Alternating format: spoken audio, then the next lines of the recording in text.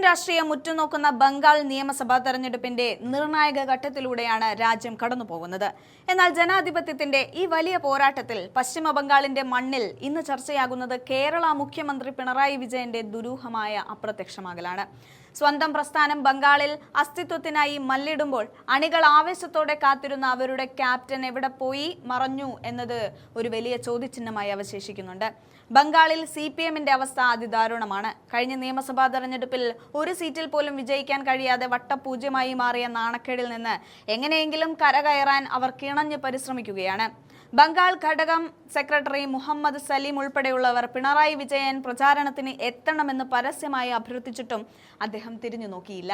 MA ബേബിയെ പോലുള്ള നേതാക്കളെയും DYFIക്കാരെയും അയച്ച് പിണറായി കൈ കഴുകുകയാണ്. യഥാർത്ഥത്തിൽ കേരളത്തിലെ വോട്ടെടുപ്പിന് ശേഷം പിണറായി വിജയൻ എവിടെയാണ്?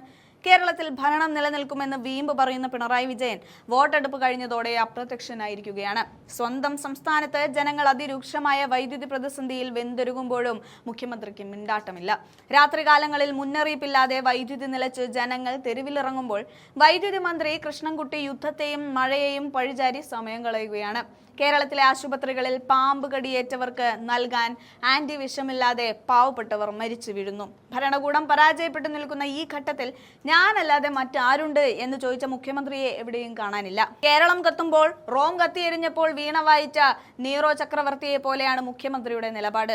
അതേസമയം ബംഗാളിൽ നടക്കുന്നത് ചരിത്രം ഇതുവരെ കാണാത്ത വിധത്തിലുള്ള അട്ടിമറി നീക്കങ്ങളാണ്. 2.5 ലക്ഷം സൈനികരെയാണ് കേന്ദ്ര സർക്കാർ അവിടെ വിന്യസിച്ചിരുന്നത്. ഏതാണ്ട് 90 ലക്ഷത്തോളം വോട്ടുകൾ ഒറ്റയടിക്ക് വെട്ടിമാറ്റപ്പെട്ടുവെന്ന ഞെട്ടിക്കുന്ന വിവരങ്ങളും വരുന്നുണ്ട്.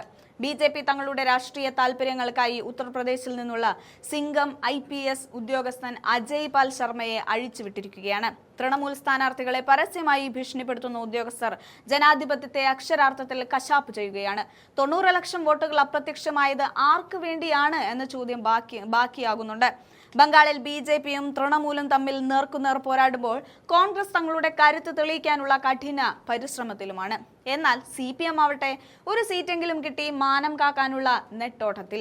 ഈ പ്രതിസന്ധി ഘട്ടത്തിലാണ് കേരളത്തിൽ നിന്നുള്ള CMP ജനറൽ സെക്രട്ടറി CP ജോണിനെ പോലുള്ള നേതാക്കൾ ബംഗാളിൽ ഓടി നടന്ന് പ്രചാരണം നടത്തുന്നത്.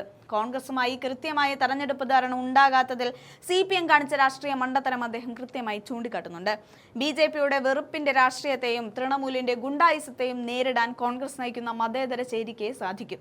കേരളത്തിലെ ജനങ്ങളെ ഇരുട്ടിലാക്കി മുങ്ങിയ മുഖ്യമന്ത്രി ബംഗാളിലെ സ്വന്തം അണികളെയും വഞ്ചിച്ചിരിക്കുകയാണ്. ഇതിനെല്ലാം പിന്നിൽ BJPയുമായുള്ള ഏതെങ്കിലും രഹസ്യധാരണയുണ്ടോ എന്ന് ജനങ്ങൾ സംശയിച്ചാൽ അവരെ കുറ്റം പറയാനില്ല. കാരണം ബംഗാളിൽ BJPയെ നേരിടാൻ മുഖ്യമന്ത്രി എത്താതിരുന്നത് അത്രമേൽ ദുരൂഹമാണ്. കേരളത്തിലെ ഭരണപരാജയവും ബംഗാളിലെ രാഷ്ട്രീയ ഒളിച്ചോട്ടവും കൂട്ടിവായിക്കുമ്പോൾ പിണറായി വിജയൻ എന്ന നേതാവ് ഇന്ന് പതറുകയാണ്. മെയ് 4-ന് വോട്ടെണ്ണൽ കഴിയുമ്പോൾ കേരളത്തിലും ബംഗാളിലും ഇതിനുള്ള കൃത്യമായ മറുപടി ജനങ്ങൾ നൽകുമെന്ന കാര്യത്തിൽ സംശയമില്ല.